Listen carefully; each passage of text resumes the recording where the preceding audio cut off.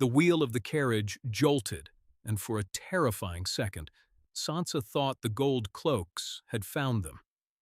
Her breath caught in her throat, a small, sharp sound that was swallowed by the rumble of iron on stone. Beside her, Sir Willas Tyrell didn't so much as flinch, his handsome face a mask of bored indifference to the world outside the drawn leather curtains. He was playing the part of a minor lordling returning to his manse after a night of wine and cheap company. She was meant to be the company. The thought sent a fresh wave of shame through her, hot and prickling. But it was quickly extinguished by the cold terror that had been her constant companion for over a year. "Easy, little bird," Loras murmured, his voice low. He didn't look at her. His eyes were fixed on the sliver of moonlight visible through a gap in the curtain. "We are almost at the docks. My grandmother's men have the pier cleared." My grandmother's men, not the king's men, not the Lannisters. The words were a prayer. She had repeated them to herself 100 times since Dantos had led her through the secret passage out of the Red Keep, his fool's motley a bizarre counterpoint to the gravity of their flight. He had delivered her not to a waiting ship, as promised, but to Lord Peter Baelish, whose smile was as thin and sharp as a razor. But Littlefinger hadn't taken her. He had merely been the broker.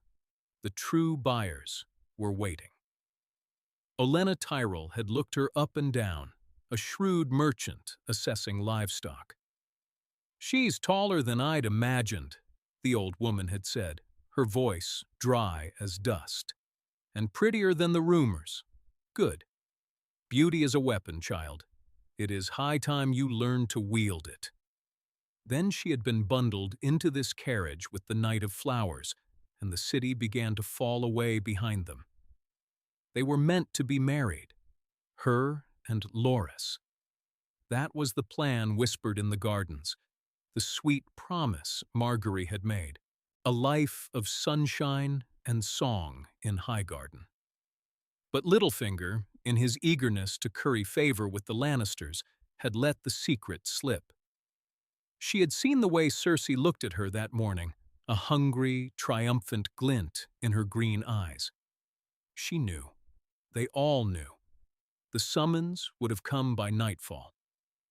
Lord Tywin was not a man to let the key to the north wander free. They were leaving just hours ahead of the closing trap. The carriage slowed, the sounds of the city fading, replaced by the cry of gulls and the gentle lapping of water against stone.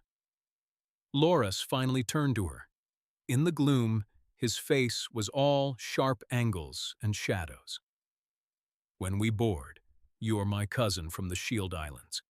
You're mute from a childhood fever. You will speak to no one. Nod if you understand." Sansa nodded, her throat too tight for words anyway. Her hands, hidden in the rough-spun folds of the servant's dress they'd given her, were trembling. The carriage door opened. The salt-laced air was the freshest thing she had breathed in a year. It smelled of freedom. A Tyrell guard, his green cloak emblazoned with a golden rose, offered a hand. Sansa took it, her steps unsteady on the cobblestones. The ship was there, a sleek galley named the Queen of Thorns. Its sails were furled, but it was ready. Men moved with quiet purpose on its decks. As she walked the short distance up the gangplank, she dared one last look back at the city. King's Landing was a sprawling monster, crowned by the 3 hills of Aegon and his sisters. Atop the highest, the Red Keep was a jagged silhouette against the rising moon, a stone dragon guarding its hoard. It had been her prison, the place where her father's head was taken, where she had been beaten and humiliated, where every smile was a lie and every kindness a trap. A tear traced a cold path down her cheek. It was not a tear of sorrow, but of profound, aching relief. The gangplank was pulled up behind her. A quiet order was given. The mooring lines were cast off. With a gentle lurch, the ship began to move, sliding out into the black water of the bay. Sansa stayed at the rail, clutching the cold wood, and watched until the last light of her prison had vanished into the darkness. She was out. She was finally, truly, out. Highgarden was not a castle, it was a dream. Where the Red Keep was all hard edges and menacing stone, a fortress built on fear, Highgarden was a symphony of white marble, climbing roses, and sun-drenched colonnades. Fountains whispered in hidden courtyards, and the air was thick with the scent of 1,000 different blossoms. Musicians played lutes and harps from shaded balconies, their melodies drifting on the warm breeze. After the filth and fear of King's Landing, it was so beautiful it hurt to look at. Sansa felt like a stray dog that had wandered into the pages of a storybook. She was given rooms that were larger than the entire suite she'd occupied in Maegor's Holdfast. The windows opened onto a private garden where white peacocks strutted among beds of lavender and sun-dusted moss. Her wardrobe was filled with gowns of silk and velvet in the greens and golds of House Tyrell, a gentle but firm erasure of the gray and white of her own house. For the first week, she barely spoke, drifting through the castle's splendors in a state of quiet shock. Margaery was a constant, warm presence, taking her arm as they walked the garden paths, pointing out constellations from the astronomy tower, her laughter as bright and effortless as the sunshine that seemed to perpetually bless the Reach. "You are safe here, Sansa," Margaery would say, squeezing her hand. "The Lannister lions have no claws this far south." But Sansa knew better. She had seen their claws firsthand.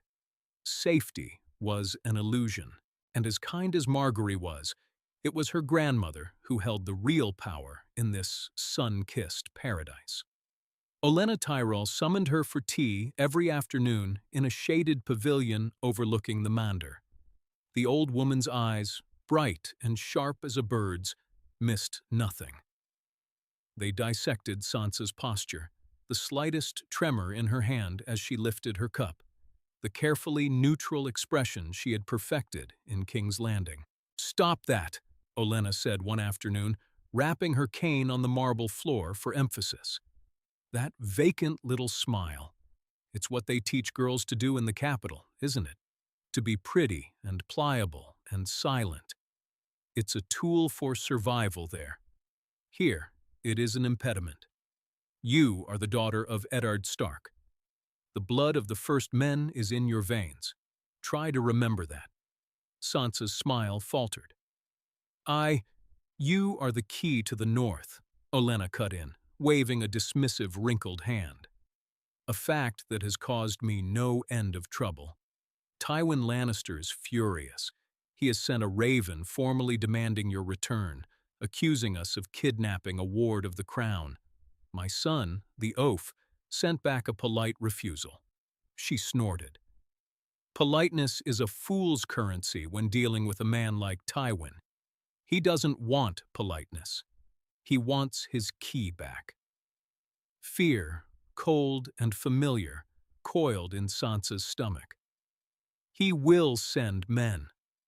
"Let him," Olenna said with a thin smile. "The Reach can field 80,000 swords. Our granaries are full while his Westermen starved through the winter. War is a costly endeavor, and the crown is deeply in our debt. Tywin is a monster, but he is a calculating one. He will not attack us. Not yet. He will try to pry you from our grasp through other means." She leaned forward, her gaze intense. "Which is why we must act quickly. The plan was for you to marry Loras. A fine boy, but entirely unsuitable. He's a third son, and his passions lie elsewhere, as the whole of the Seven Kingdoms seems to know. You will marry my grandson, Willas. He is the heir, the future lord of Highgarden. Sansa's breath hitched. Willas, the crippled heir. She had heard tales of him. A studious, gentle man who had been lamed in a tourney accident by Oberyn Martell. "He is a good man," Olenna said, her voice softening for the first time. "Better than you deserve, frankly, after all the foolish notions of gallant knights that were put in your head. He is clever, and he is kind. He will not beat you or mock you or parade you for his own amusement. He will value you, and you, in turn, will give him the North." It wasn't a question. It was a statement of fact, a transaction. Her safety and comfort in exchange for her name and her claim. It was the same bargain the Lannisters had offered, only the cage was infinitely more beautiful. But this time, the man they offered was kind. That, she thought, might make all the difference. That evening, she met him. Willas Tyrell was waiting for her in the castle's library, a sprawling, circular room lined with thousands of scrolls and leather-bound books. He was seated in a high-backed chair by a window overlooking the sunset, a heavy book open on his lap and his bad leg propped on a cushioned stool. He was older than she'd expected, perhaps 10 years her senior, with the warm brown hair and gentle eyes of his sister Margaery. He smiled as she entered, a genuine, unforced expression that made his whole face seem kinder. He did not stand. "Lady Sansa," he said, his voice quiet and pleasant. "Please, sit." He gestured to the chair opposite him. "My grandmother has no doubt informed you of her plans for us." Sansa sat, her hands clasped tightly in her lap. "She has, my lord." "Then let me be the first to apologize," he said, surprising her. "It is a great deal to ask of you, to be spirited away from one court only to be bartered for in another. I am sure this is not the life you imagined for yourself." His perception was so direct, it disarmed her. "I stopped imagining my life long ago, my lord. I only hope to survive it." "I can offer you more than survival," Willas said, his gaze steady. "I can offer you a home, peace, a family that will protect you, not for what you represent, but for who you are. The North is your birthright, and we will help you reclaim it, if that is what you wish.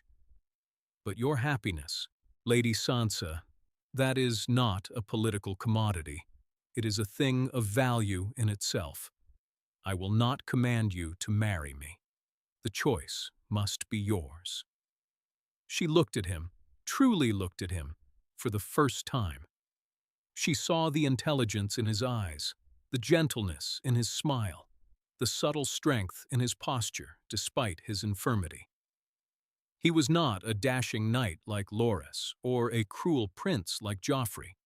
He was a man, a kind man, offering her a choice. In the Red Keep, she had had no choices. She had only had reactions. Here, in this quiet library filled with the wisdom of ages, she was being handed back a piece of herself she thought was gone forever. Her own will. "Yes," she heard herself say, the word soft but clear in the still air. "Yes, my lord. I will marry you." The news came on the wind, a raven's dark wings carrying the darkest of tidings. It arrived during a feast meant to celebrate Sansa's formal betrothal to Willas. The great hall of Highgarden was aglow with 1,000 candles, the tables groaning under the weight of roasted swans, suckling pigs, and towers of sugared fruit. Sansa sat beside Willas at the high table, wearing a gown of pale green silk embroidered with silver direwolves, a gift from him. For the first time in years, she felt a flicker of something akin to happiness.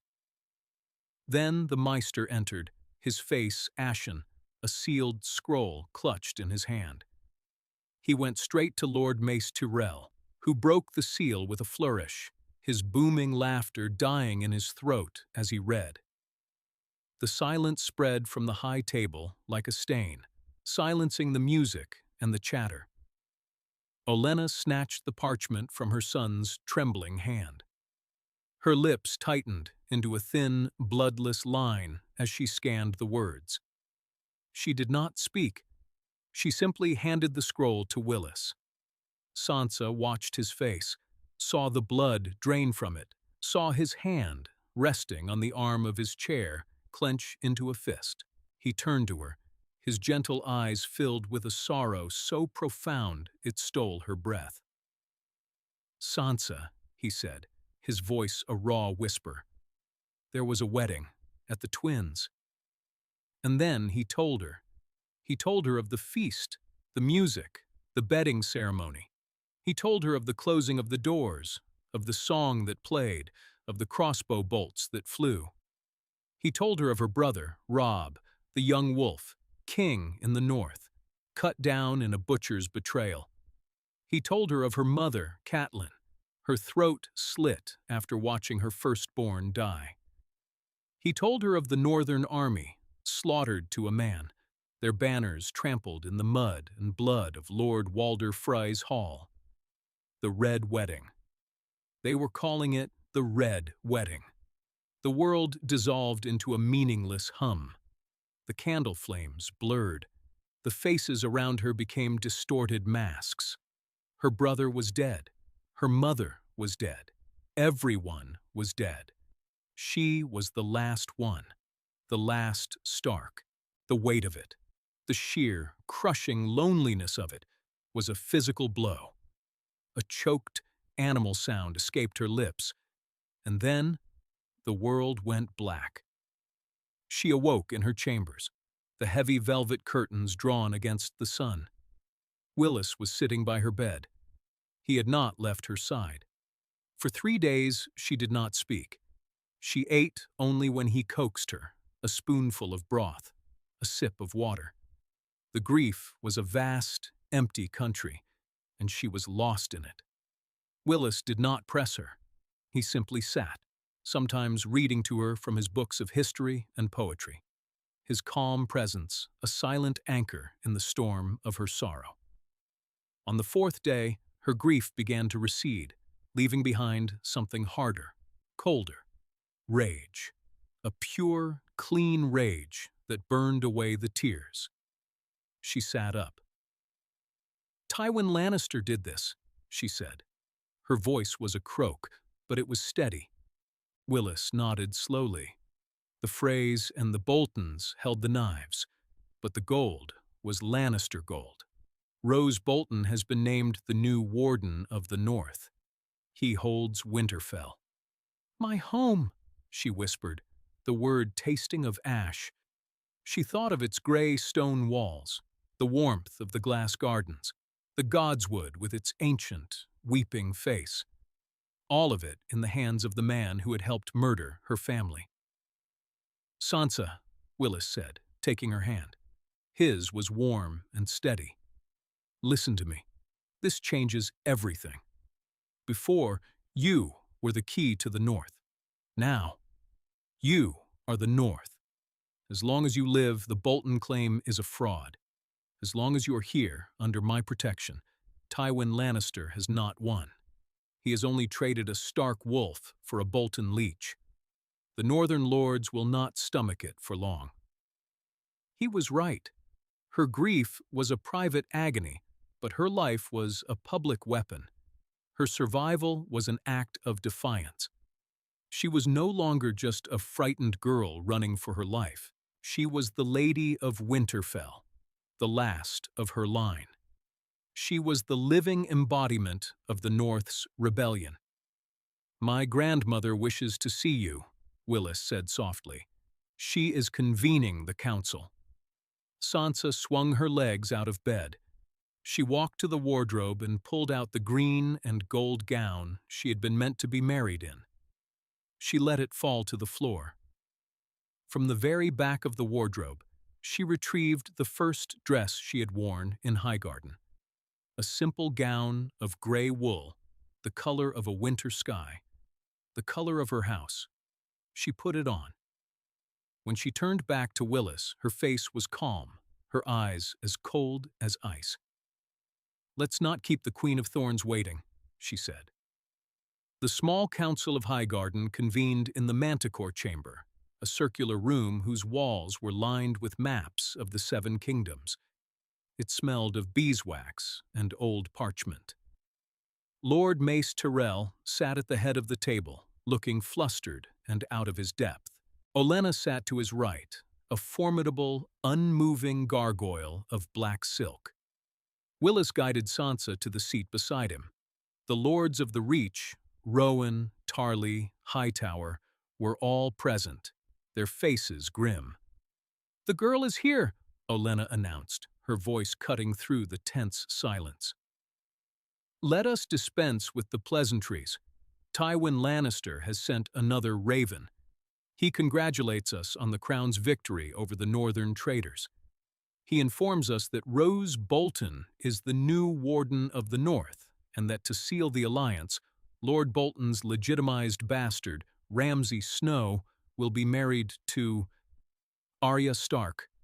A gasp went around the table. Sansa felt a jolt, a confusing mix of horror and relief. Arya.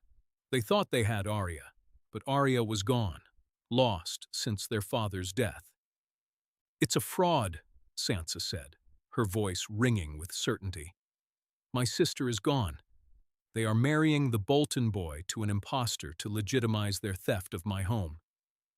"Of course it's a fraud, child," Olenna snapped. "Tywin is not a subtle man. This is a message. He is telling us that he can create Starks just as easily as he can kill them. He is telling us that your claim is meaningless because he will simply install a puppet in your place." She fixed her black eyes on Sansa. "And he has made his price for this accommodation very clear. He no longer demands your return. He demands your head." The lords at the table shifted uncomfortably. Lord Randall Tarly, a hard man with a sterner reputation, spoke first. "Lady Olenna, this is treason. We are sheltering a declared enemy of the crown. The king is Joffrey, our king. Margaery is to be his queen. To defy Lord Tywin now is to defy the Iron Throne." "The Iron Throne is a chair," Olenna retorted. "A sharp and uncomfortable one, by all accounts. The power resides with the man who sits on it, and the men who put him there. We put Joffrey there. We fed his city. We won his battle. And what is our reward? The hand of the king murders our allies, steals their land, and now demands the head of our future good daughter. Tywin Lannister has overplayed his hand." "What would you have us do, mother?" Mace Tyrell blustered. "Declare war against the combined might of the Westerlands and the Stormlands. Robert's brothers still press their own claims. The realm is in chaos." "Chaos is a ladder," Olenna murmured, a strange, faraway look in her eyes. Then she focused again. "We do nothing, for now. We send our congratulations to Lord Tywin on his masterful stroke of statecraft. We send our regrets that the Lady Sansa is far too ill to travel. We fortify our borders. We fill our granaries. And we wait." "Wait for what?" Lord Tarly demanded. "For the right moment," Willas said, his voice calm and authoritative. The other lords fell silent, listening to their future liege. "Tywin Lannister has won a victory, but a fragile one. The North is a vast and wild place. Its people are loyal to their own. They will not bend the knee to a Bolton for long, especially one who came to power through murder and betrayal. They will look for a true Stark to lead them. They will look to my wife." He reached over and placed his hand over Sansa's. "We are not sheltering a traitor. We are protecting the future queen in the North." The words hung in the air, audacious and dangerous. Queen in the North. It was the title they had given her brother. Now it was hers. Sansa felt a tremor of fear, but also a surge of something else. Pride. Resolve. For her brother. For her mother. For Winterfell. The Northern Lords must be told I am alive and safe, Sansa said, finding her voice. They must know the Bolton Arya is a fake. They will, Willas assured her. Ravens will fly. Whispers will travel. A seed of defiance will be planted. And when it is time to harvest, Highgarden will provide the scythe. Olenna Tyrell watched Sansa, a flicker of something that might have been approval in her old eyes. The girl learns, she said to no one in particular. Good. She'll need to. The waiting was a strange kind of war. Highgarden remained an island of peace and beauty, but the world outside was churning. Tywin Lannister did not attack. Just as Olenna had predicted, he began a campaign of slow strangulation. He levied new taxes on wool and wine, goods that flowed primarily from the Reach. He arranged a marriage for Cersei to a powerful lord of the Stormlands, shoring up his southern flank. He sent envoys to the Iron Bank of Braavos, painting House Tyrell as an unreliable debtor sheltering a known traitor.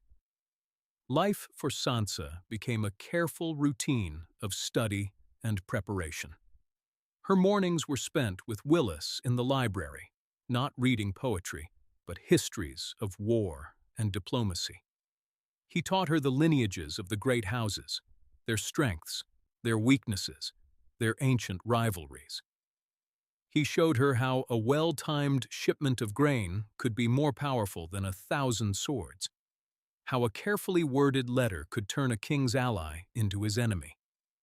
He treated her not as a pupil, but as a partner. Her mind, so long dormant and fed only on songs and stories, began to awaken. She found she had an aptitude for it, a memory for detail, and an intuitive grasp of the motivations that drove the great players of the game. Her afternoons were still spent with Olenna. The Queen of Thorns was a different kind of teacher. She taught Sansa the art of the unspoken word, the meaning behind a courtier's smile, the lie hidden in a compliment. Margaery is good at making people love her, Olenna told her once, as they pruned roses in the garden. You must learn to make them fear you, not as Cersei does with brute force and obvious cruelty. That is the work of a butcher. You must be a surgeon, a subtle incision, a precise cut to the heart of their ambition. Let them know you see them, truly see them, and they will tread carefully around you for the rest of their days. Secretly, ravens began to fly north, carrying messages encoded in the language of flowers, a cipher known only to the maesters of the Citadel and a few high-born ladies. A winter rose for House Stark, a sprig of sea dragonhead for House Manderley of White Harbor, a wolf's blood bloom for the Umbers. The she-wolf lives. The North remembers. The replies were slow to come and cautious. A pressed northern bluebell, a single leaf from a weirwood tree, small tokens of fealty, small seeds of hope being planted in the frozen ground. Then came the summons. King Joffrey was to marry Margaery. The Tyrells were, of course, commanded to attend. It was a trap, and everyone knew it. A gilded invitation to place their heads in the lion's mouth. We cannot refuse, Mace Tyrell declared, sweating in the council chamber. It would be a direct insult, an admission of treason. And if we go, he will hold Margaery hostage until we deliver Sansa, Randyll Tarly countered. We are damned either way. It was Sansa who saw the path. She had been studying the history of the Targaryen dynasty with Willas, reading of the subtle ways the great houses had checked the power of the Dragon Lords. You must go, she said, her voice clear and steady. The lords all turned to look at her, All of you, Lord Mace, Lady Olenna, Margaery, even Sir Loras, you must present the most lavish, united front the court has ever seen. Drown them in gold. Shower them with gifts. Remind Tywin Lannister that his kingdom would starve without the bounty of the Reach. And leave Highgarden undefended? Mace sputtered. And you here, alone? Not alone, Sansa said, looking at Willas. Lord Willas will remain as Castellan, with the full might of the Tyrell army at his command. You will not be walking into a trap. You will be walking into a negotiation. You will remind the Hand that an alliance is a thing of two sides. He needs you more than you need him. He cannot afford to alienate the Reach, not with Stannis Baratheon rebuilding his forces and the Ironborn raiding the coast. Olenna watched her head cocked. The girl has the right of it. We will go to this wedding, and we will give the little monster a gift he will never forget. There was a glint in her eye that made Sansa's blood run cold. And in the meantime, the old woman continued, her gaze shifting to her grandson, you will marry the girl, quietly, before we leave. Let Tywin Lannister choke on that piece of news when the time is right. The wedding was nothing like the grand ceremony she had once dreamed of. There were no crowds, no singers, no feast. It took place in the heart of Highgarden's ancient godswood, before a great weirwood whose carved face seemed to weep tears of red sap. Sansa wore a simple dress of white wool, her red hair unbound. Willas stood before her, leaning lightly on a carved oak cane, his eyes full of a quiet, steady love that she was beginning to return. Olenna and Mace were the only witnesses, along with the Septon. They spoke the vows under the watchful eyes of the old gods. As Willas draped the Tyrell cloak of green and gold around her shoulders, he leaned in and whispered, "With this cloak, I pledge all my protection to you, Sansa of House Stark, now and always." She felt a profound sense of peace settle over her. She was no longer a ward, a pawn, or a refugee. She was Sansa Tyrell, the Lady of Highgarden. She had a home. She had a family. She had a purpose. When the Tyrells rode for King's Landing a week later, leaving her in the care of her new husband, she did not feel abandoned. She felt ready. She was the warden of their castle and the keeper of the North's last hope. The news from King's Landing arrived in a flurry of raven-sent messages, each more shocking than the last. The first reported the staggering expense and opulence of the royal wedding, a deliberate display of Tyrell wealth that had reportedly left Tywin Lannister simmering with quiet rage. The second, arriving just a day later, was frantic. King Joffrey was dead, poisoned at his own wedding feast. Cersei had immediately accused her brother, Tyrion.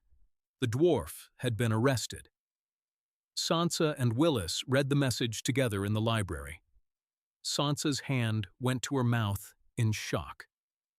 Joffrey, the monster who had tormented her, who had ordered her father's death, was gone. She felt a fierce, savage joy, followed immediately by a wave of guilt. Then, a cold, dawning realization. "Olenna," she whispered. She remembered the look in the old woman's eye before she'd left, a gift he will never forget. Willas nodded grimly. "My grandmother does not suffer fools or monsters gladly. She has removed a problem, but in doing so, she has lit a fire." The third raven confirmed it. The Tyrells had departed King's Landing in the chaos following the king's death, citing fears for their own safety. Lord Tywin had ordered the city gates closed, but it was too late. They were already on the Rose Road, riding hard for Highgarden with a full contingent of guards. It was a declaration of open rebellion. The alliance was shattered beyond repair. Tywin will name Tommen king, Willas said, pacing before the fire, the limp more pronounced with his agitation. He will rule as regent. He will consolidate his power, and then he will turn his full attention to us. The war is no longer a matter of whispers and secret letters. It is here. Then we must be ready for it, Sansa replied. She felt a strange calm settle over her. The years of fear had been replaced by a grim certainty. The waiting was over. She went to the great map table that dominated the center of the room. It was a carved and painted monstrosity, a perfect miniature of Westeros. He will expect us to defend the Reach, to mass our armies on the border of the Westerlands. As we must, Willas agreed. Lord Tarley is already marching his forces to the border pass near Golden Grove. Yes, Sansa said, her finger tracing a line north. But that is the war he expects. We must fight the one he does not. She looked up at him, her gray eyes alight with a fierce intelligence Olenna would have recognized. The North. The Boltons hold Winterfell, but they do not hold the loyalty of the people. Lord Manderley of White Harbor has the largest force in the north, and he only bent the knee to the Boltons under duress. My father's bannermen are scattered, but they are not broken. If they had a true Stark to rally behind, they have one, Willas said, his voice soft with pride. You. But I am here, she countered. A symbol is not enough. They need a sword, a leader. We do not have a Stark sword to send them. No, Sansa said, a daring, desperate plan forming in her mind. But there is another, my father's ward, Theon Greyjoy. The name felt like poison on her tongue. The boy who had been like a brother to her, who had betrayed Robb and seized Winterfell. The Boltons hold him. I heard the rumors in King's Landing. Ramsay Snow is torturing him at the Dreadfort. Willas looked at her, confused. Theon Greyjoy is a traitor. The Northmen despise him. They despise him for pretending to be one of them, for being a kraken who dressed in wolf's skin, Sansa explained, her mind racing. But his father, Balon Greyjoy, is dead. The Iron Islands are in chaos, choosing a new king. If Theon were to escape, if he were to return to the Iron Islands not as a Stark pretender, but as the rightful heir to the Seastone chair, he could rally the Iron Fleet. And aim it at the Lannisters? Willas finished, his eyes widening as he grasped her strategy. He hates the Starks, Sansa. Why would he help us? Because he hates the Boltons more, she said simply. Ramsay has taken everything from him. His name, his body, his pride. Give him a chance at revenge, and he will take it. Promise him the Iron Islands, recognized as an independent kingdom by the rightful queen in the north, and he will become our ally. The Iron Fleet could blockade Lannisport. They could harry the western coast. It would force Tywin to divide his forces, to fight a war on two fronts. It was a bold, dangerous gamble, relying on the honor of a broken, honorless man. But it was a move Tywin Lannister would never anticipate. It was a play born of desperation and a deep understanding of the tangled loyalties and hatreds that defined the North. When Olenna and the others returned, they found not a frightened girl waiting for them, but a confident lady of the castle who had already begun to move the pieces on the board. She and Willas laid out their plan in the Manticore chamber. The lords were skeptical, but Olenna was intrigued. The she-wolf grows teeth, the old woman cackled, rapping her cane on the floor. A risky play, but Tywin has always underestimated the North, and he certainly has no regard for the squids, It might just work. She looked at Sansa with new eyes. "Very well, Lady Stark. You want to free a traitor and make him a king. Let's see if you can." And so, while Lord Tarley's banners massed on the borders of the Reach, a single ship, flying no colors, set sail from a hidden cove on the coast.